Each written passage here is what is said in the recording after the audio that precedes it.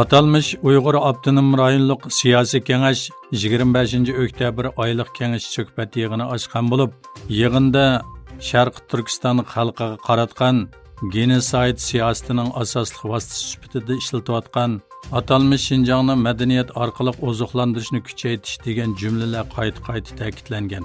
Osiyo Markaziy vaqt gazetining 26 oktyabr xabar qilishicha, mazkur yig'inda so'z qilgan siyosiy kengashning raisi Qo'rchoq amaldor Nurlan Abdulmajid Jonxo madaniyati geniga varislik qilish kerak, uzluksiz kengaytib Xitoy madaniyatini qalbidan e'tirof qilishni kuchaytirish kerak deb bildirlagan.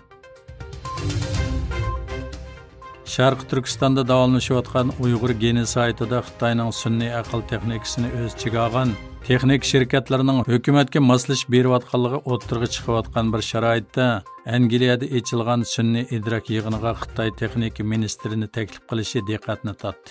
Dunyo Uyg'ur qurultayining London ishxonasi mudiri Rahima Mahmud Angliya taratqullarining ziyoratini qabul qilganda Xitoy hukumatining sun'iy idrokni eng chong suiiste'mol qiluvchilardan biri ekanligini ta'kidlagan.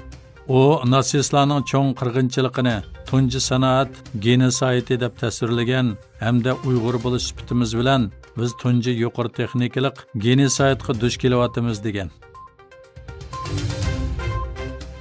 Xitoy Sharq Turkistonni butunlay xitoylashtirish plani bo'yicha Xotan shahrida atalmış Xotan Budda dini madaniyat tadqiqot markazini o'z ichiga olgan 4 madaniyat tadqiqot organi qurdi.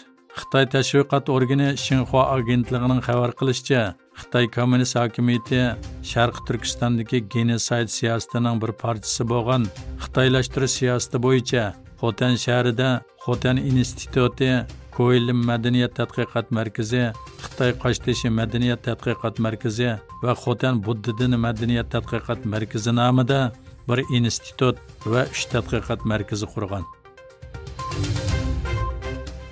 Tayvan Davlat Mudofaa Ministrligi tunugun kechdan bugun atdigangacha Tayvan orli atrofida Xitoyga tava 43 harbiy aeroplani va 7 urush paraxotining bayqalganligini xabar qildi.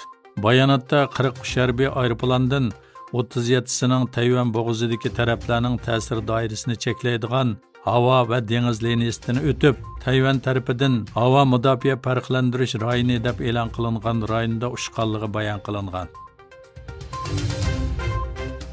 Isroil armiyasi qamal qilingan G'azza rayonidagi to'qinishda 24 soatda 17 askarning o'lganligini e'lon qildi.